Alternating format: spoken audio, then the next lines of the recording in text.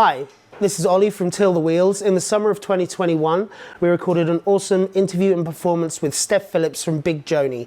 So here it is, I hope you enjoy. See you later. This song is called Vitamins.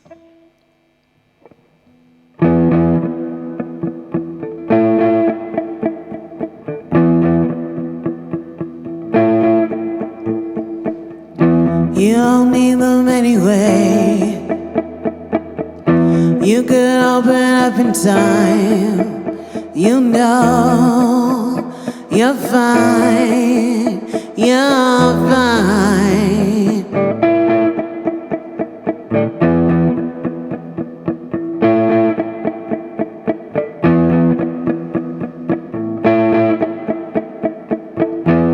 I need another.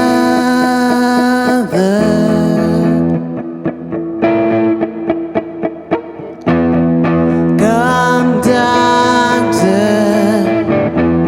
I need another organ time.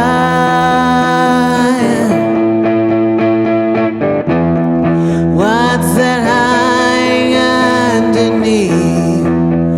It's eating me alive. Can I be in mine?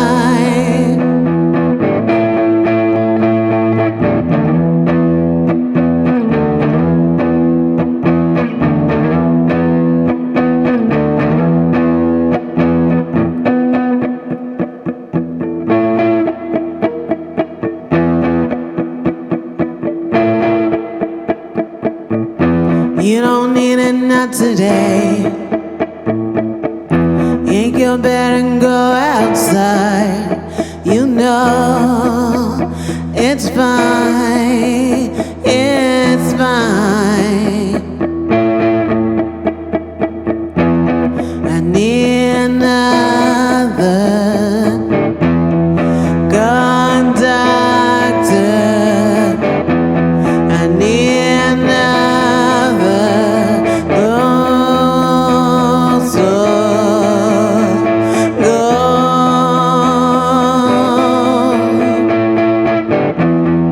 Vitamins don't cure the pain. I see it in your eyes, in your eyes, in your eyes.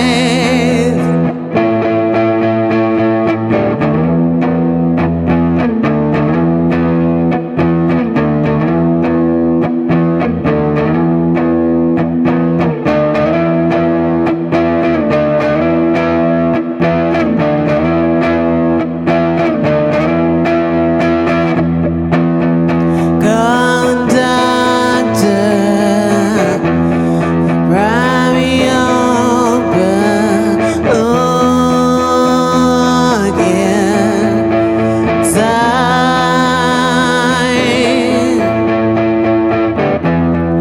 Vitamins don't cure the pain. I see it in your eyes, in your eyes, in your eyes.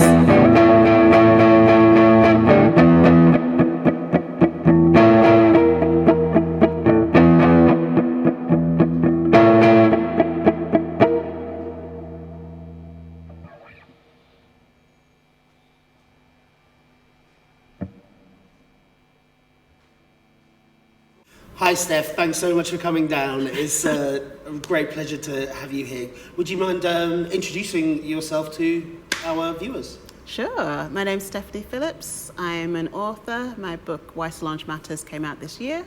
I'm also a music journalist and a musician in the band Big Joanie. And I'm also part of the collective Decolonise Fest, which organises an annual festival in London that celebrates the work of people of colour in the punk scene. So you're extremely busy, so I extra thank you for making time to come down today. I do my best. So you grew up in Wolverhampton, right? Yeah. Yeah. Midlands. Yeah, in the Midlands. What kind of era were you growing up in? What was your scene? What was happening where you were?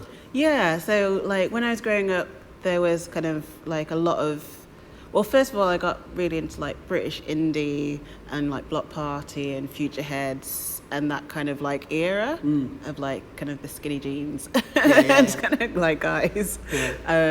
But then there was also kind of like emo going around at the same time, but like the later stage emo, so like Panic at the Disco and My Chemical Romance, which is kind of like a bit more cheesy, but like when you're like 16, there, right? You know? When you're 16, you don't really know. It's cheesy.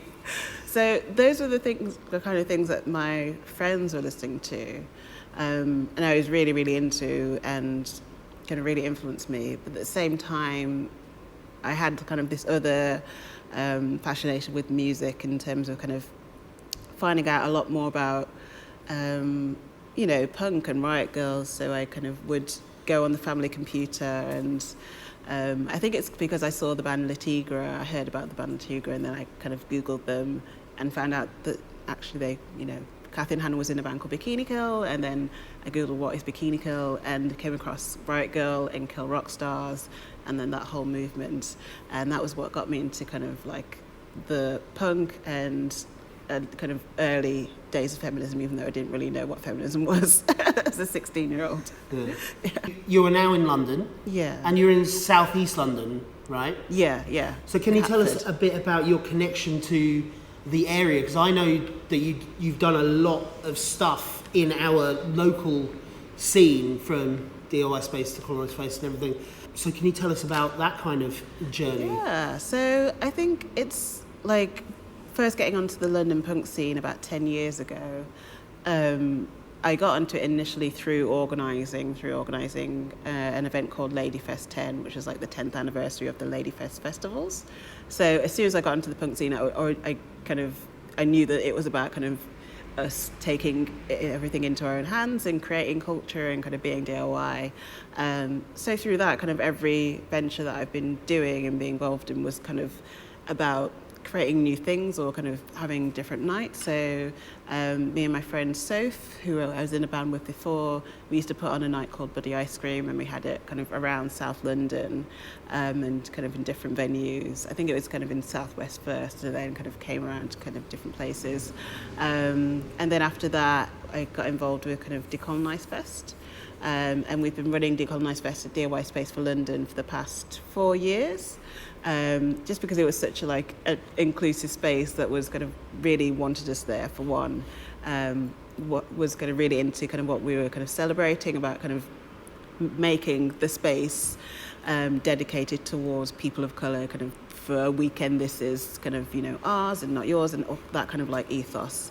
So we've been kind of working with them for a long time. So now it's kind of a shame that it's not really it's gone, and I don't know what the next space will be, or kind of where the bigger punk spaces will be in London. It's kind of hard to say now. From the Wolverhampton emo, British indie kind of thing, what was it that made you become so diverse in all the things you're doing? Because you're a journalist, you're an author, you're a promoter, you're a musician. You do bloody well at all of them. What was it that's driving you to be involved in that kind of thing, and kind of discover all these different ways you can express yourself in this scene? Yeah, I think it first started with discovering Riot Girl and understanding like the whole idea of being able to create your own culture, not consuming it. That really inspired me as a young girl who felt kind of like I was kind of left out of the world as a black teenager growing up in the Midlands, and not really having much of a space or kind of a voice of my own. Like being able to make something that was mine felt really empowering. But then I think it also is because I just really love music that much. I do kind of everything I do is out of a love for kind of trying to understand more about music and trying to kind of explain its origins. I just want to know. I want to know everything, I think. So I want to put on the gig. I want to kind of show what's going on to other people. I want to kind of understand how a song works. I want to understand how bands work and kind of platform them. So it really is just about kind of being involved kind of 24/7 in music in different ways. It's interesting, isn't it? Because sometimes music does just hit you so hard, you're a bit like, what do I do about this? Yeah. And it creeps in, doesn't it, into different sort of parts of your life, and I think it just becomes just a part of your identity, right? Yeah, because I don't know who I'd be if I didn't find kind of those early bands, if I didn't find kind of, you know, Slater Kinney, if I didn't find Riot Girl, Bikini Girl, or kind of even PJ Harvey or the Distillers and kind of bands like that, I would be a completely different person. I wouldn't have the kind of drive that I have now and the understanding of myself that I have now. And I kind of want to give that to other people as well, to kind of, you know, in terms of like Decolonise Fest, like platforming those bands and giving that space so other people can then see that they can do it too, and they can kind of have that kind of take on that control as well. So yeah, it's just, I think it's all consuming maybe. And it's kind of like passing on a tradition as well, almost. It's like there's a kind of secret, it's not secret, but it's outside of the broader culture, where everything's very, you've got to wait for permission a lot of the time. Are you waiting for somebody with the money to say yes, or somebody with the power to say yes? Yeah. But I mean, we were talking earlier about how you release with Big Joanie. You just went out and released an EP with, well, I mean, with everything you do, I suppose. But I mean, can you tell us about how Big Joanie started and kind of what you wanted to put out into the world in terms of like what you've been taking from the culture, sort of thing? Totally. I think that's a good way to put it in terms of kind of like giving back and kind of giving back to your community in that kind of way. So I think when Big Joanie started, I had been in a punk band for maybe 2 or 3 years. Was that My Therapist Says Hot Damn? Yes, that was it, yeah. I remember you guys. You Oh yeah, that's true. I haven't got it though, that's true. So yeah, we've been in My Therapist Says Hot Damn, and it was an amazing band because it taught me everything that I know. It gave me like a little gang, which is really cute that bands do.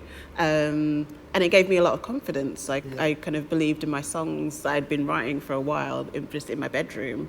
But it gave me a lot of confidence in them. But they didn't fit into that band, and I was kind of I was the only kind of person of colour in the band. And I was starting to feel like I didn't want to be the only person of colour in a band. And not only that, I wanted to kind of have a space that was specifically for me. And I felt like other people had that in the punk scene. It wasn't really, they didn't have to walk into a space and think, oh, I'm the only whatever. That usually kind of in the punk scene at that time, it was a lot more inclusive to everything out in every other way except for race. And this was like 8 years ago. Yeah, so it was kind of, it was completely different to how it is now. I mean, obviously you remember kind of back then and kind of how it is, to how things have changed. So yeah, kind of then I just felt like I just want to be, you know, I want to have my own black space. I want a black punk space. So that was kind of the start of it. And there was the First Timers event, which was kind of about, you know, people starting their own bands for the first time, playing new instruments for the first time. So it just made sense to kind of apply for that and then kind of put a shout out to see if anyone wanted to join a black punk band. And Shadeen, our drummer, who I'd met briefly at a Black Feminist meeting, and she added me on Facebook because I had a raincoats bag, which is quite funny. She kind of replied immediately and then was just like, I want to play drums like Producers of Mary Chain, I want to sound like this, I want to sound like that, let's meet up immediately, and we just had all the ideas. And then we found our first bassist Kira online as well, and then we just kept going. And like the idea was that, you know, in this world there's so little chances when you can be your full self as a black woman. So the idea of Big Joanie is like, what can happen if for a couple of hours a week black women can be their full selves within a kind of a space, and what can you create out of that kind of scenario? And so that's kind of what hopefully Big Joanie brings to the stages where we play, or kind of in our message, in our kind of sound and style anyway. It's just kind of that what could you be if you're allowed to be? Do you know what I mean? And this is quite relevant to your new book, Why Solange Matters. Can you tell us a bit about why Solange matters? Yeah, exactly. It's a good question, isn't it? Yeah. So I think it kind of, well, first when I decided to write the book, I thought Solange is such an interesting figure because it's not that she's divisive, but there's a very different kind of reaction to her depending on the communities that you ask. And kind of I noted it down in the book that kind of when I spoke to kind of my white colleagues at work, they'd be like, Solange is, Beyonce's sister, kind of, why would you write a whole book about her? Like, it didn't really make sense to them. Whereas when I spoke to kind of like some my black friends or black female friends, it was kind of like, obviously Solange is kind of has so many different kind of outlets and is such an interesting person, and kind of they were really excited about just the concept of Solange. So she's someone that really represents this era in black identity and black creativity in terms of kind of being DIY in a sense, and kind of taking things into your own hands and not relying and not waiting for someone else to do it for you, which is what she did with a lot of her albums after Seat at the Table was kind of released on her label, and it was something that she took time over, and she's kind of created different spaces in all these different ways. So she's really kind of this interesting figure that represents kind of what could be and what black women want to be and what black women want to look like at this current stage. And I think she'll kind of be really kind of well looked back on in kind of 20, 30 years' time. Well, I love your cover of Cranes in the Sky. Oh, thank you. Yeah. We really loved doing that as well. Yeah. It was a really fun one. It's great. I'm interested to know what you think a healthy DIY punk scene looks and feels like. Yeah, that's a good question, because I feel like we always edge towards it, but I don't know if we've achieved it yet. I think it needs to be obviously inclusive to everyone, and to kind of be open-minded at least. Sometimes kind of in the DIY punk scene, because things have been done kind of the same way for a long time, it's hard for people to be open to change or be open to kind of critique. So kind of those kind of open-mindedness would be really kind of the best way forward.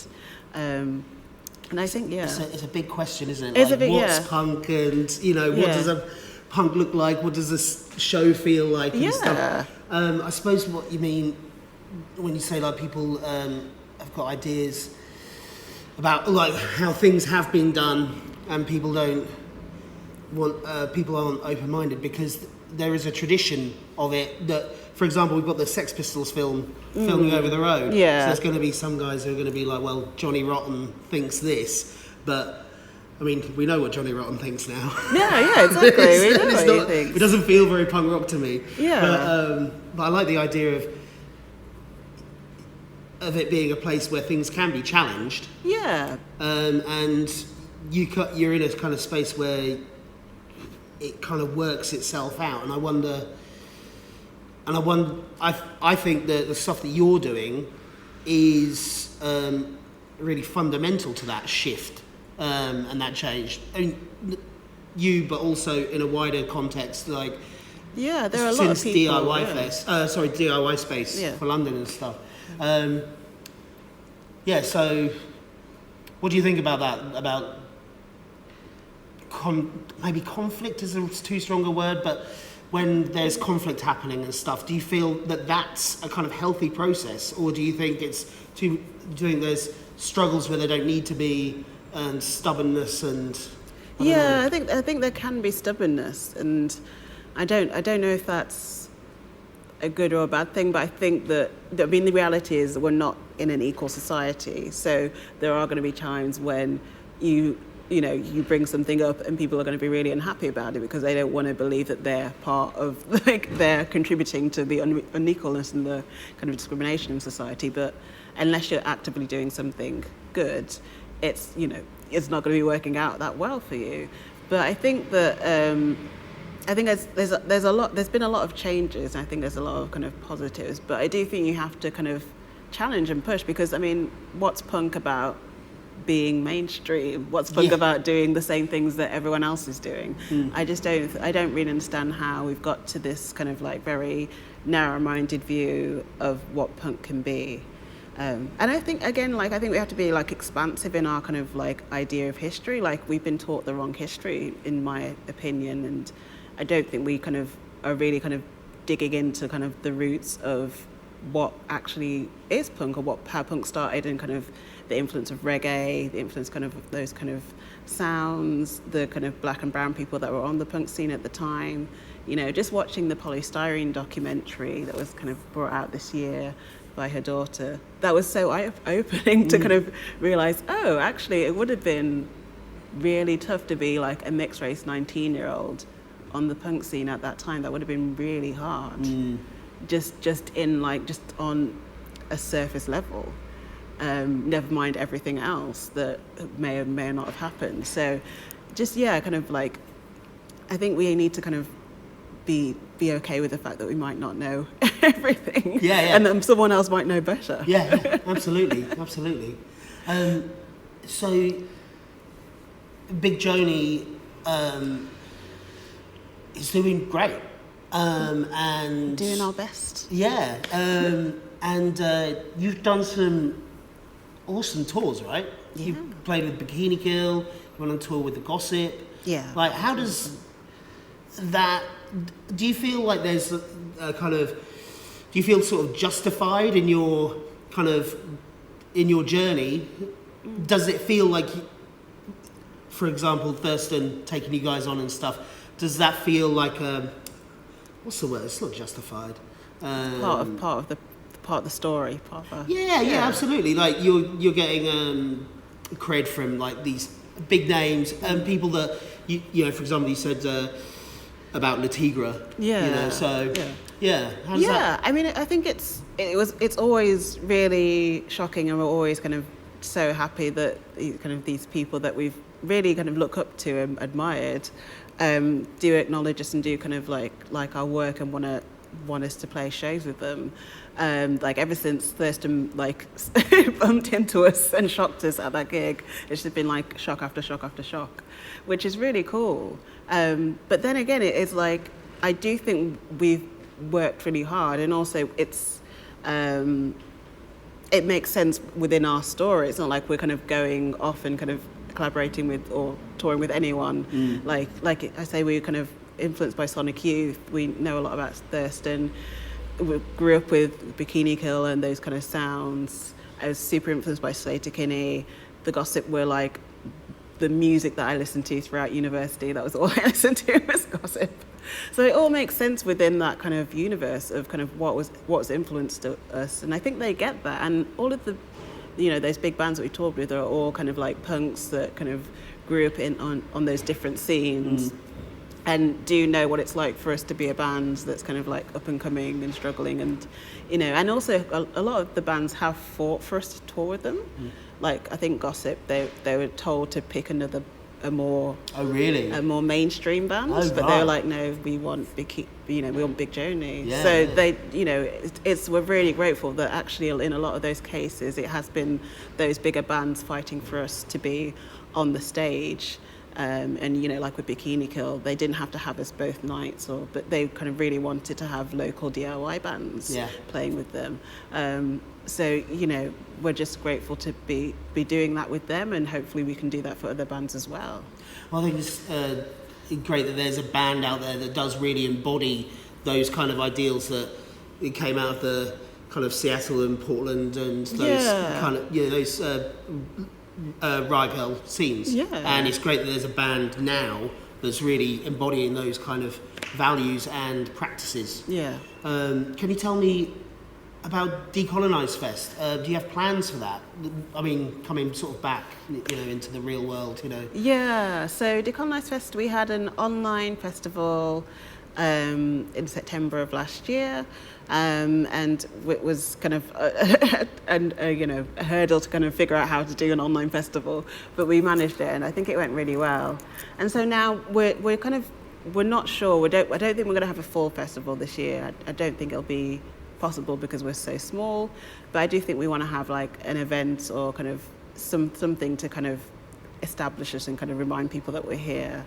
But we're hoping to kind of keep going. You know, we're a CIC now, so we kind of are a bit more official, and we're going to be getting office spaces near 198 Gallery, hopefully. Great. So we'll be more of an established organisation, and we're hoping to keep going and we hope that we can be like this centre space for, you know, people of colour, you know, in the punk scene, and that we can keep kind of bringing bands over and kind of keep growing, really. Fantastic. But yeah, onwards and upwards. Yeah. That's great. What are the common threads that you take from DIY punk that you apply into the different mediums you're working in, the journalism, being an author, music? Yeah, so I think that, people always find it weird that I do so many different things, and I find it weird that I do so many different things. I'd like to do less and just kind of relax all the time. But I think that, I mean, to me, songwriting and writing an article are kind of like two different sides of my brains. Like, songwriting is kind of like almost a bit meditative and kind of is about kind of just playing and just kind of having fun, whereas writing an article, you have to think about it and you have to be present and you have to kind of make sure that you're kind of grafting every word carefully. So I think they are all different things, but what is connecting them is kind of like the passion for kind of music and the passion for the scene.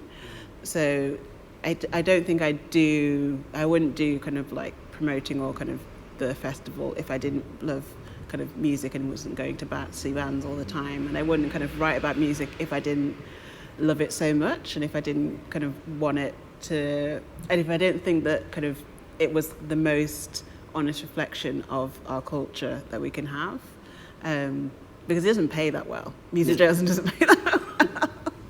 It's not like, you know, it's not going to, you know, make me rich and famous, but I just think it's important to document those things. I think it's important to write songs and kind of create your own culture. I think it's important to document the culture, and I think it's important to platform the culture as well. So that's how they all kind of intertwine.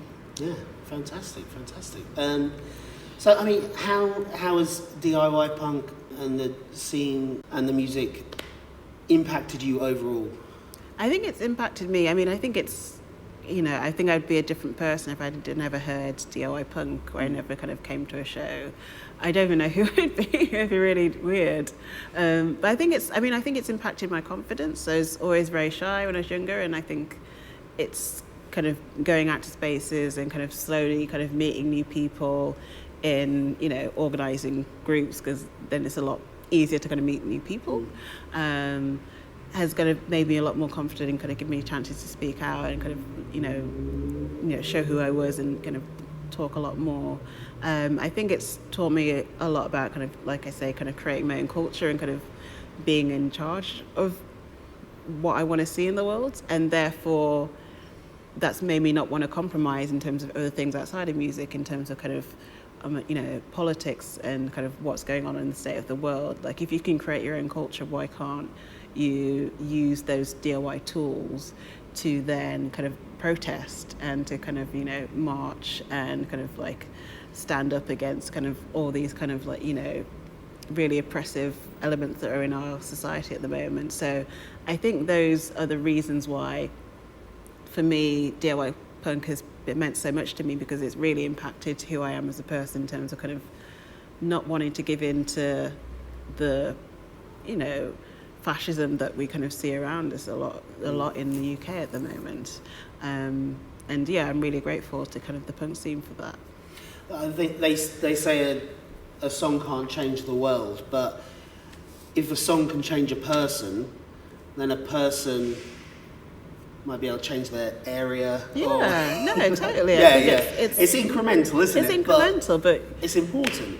And sometimes it happens overnight. You know, sometimes you can go to a show, come back home, and just be like, that's it. Yeah. That's what I want to do.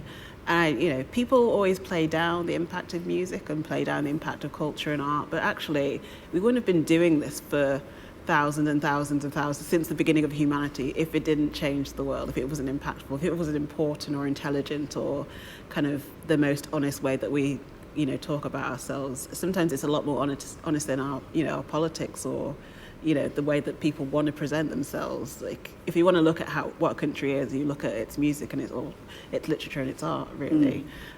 So it's important, and I think we should kind of remember that what we're doing is important and will be remembered for like generations to come. Yeah, absolutely. Yeah. You call yourselves a black feminist punk band, whereas I'd hear, like I say, some guys say, "Oh, I'm in a doom metal band," or someone else say, "I'm in a gamelan jazz band." With you guys, it's more of a statement of fact, isn't it? Yeah, as a description of the people in the band. Yeah, so it's kind of like two things at one. I mean, like we call ourselves. I think we had to like come up with like a little kind of tag for first timers, like the first gig that we played. So we just kind of came up with like Black Feminist Sister Punk, which just sounded cute at the time. But I mean, it's a statement of fact. We're black, we're women. We're feminists. So it's kind of just factual. But also, it was like at the time there weren't that many black women punks that were kind of really kind of putting them, kind of just stating that kind of that in itself, kind of like, being like, we are black punks. We're proud of it. We're proud of what we're doing. So I feel like just kind of being that honest about it was, in a way, political, even though it's just kind of a very simple thing of just saying your identity, because it's not like my identity changes.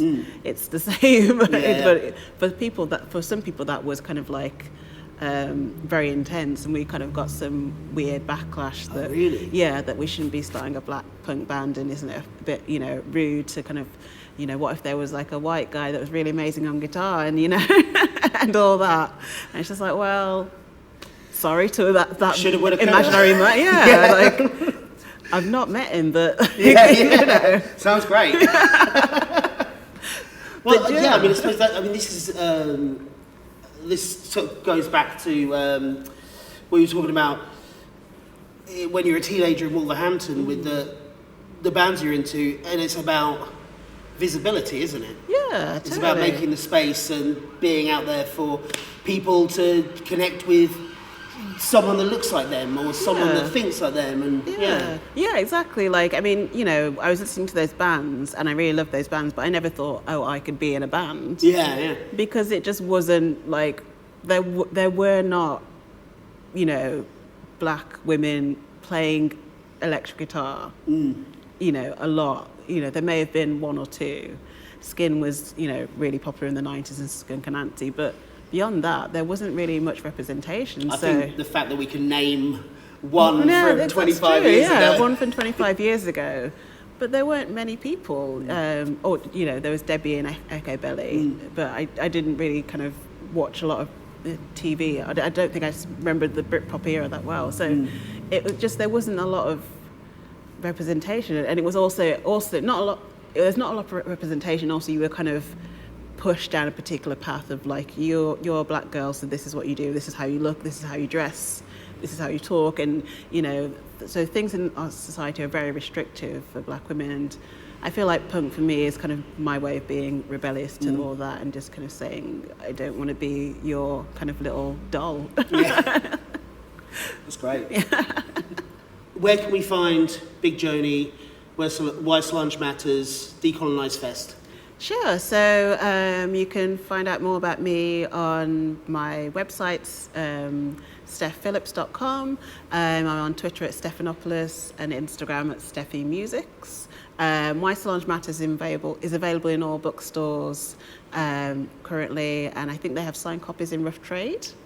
Maybe. Maybe still. Big Joanie are just on all social media. Just search Big Joanie and we'll come up. We're the only black feminist punk band. Or maybe there's probably loads now, actually. We're not the only ones, which is really cool. Yeah. And also Decolonise Fest. You can find out about Decolonise Fest online. We're on Instagram, Twitter, social media, and our website's decolonisefest.org. So there's a lot more information there, and if anyone wants to join, or if you're a person of colour that's into the punk scene, get in touch with us, and we'd love to have you part of the collective. Great. Cool. Thanks for having me. Yeah, my pleasure. Yeah. This song's called Cactus Tree.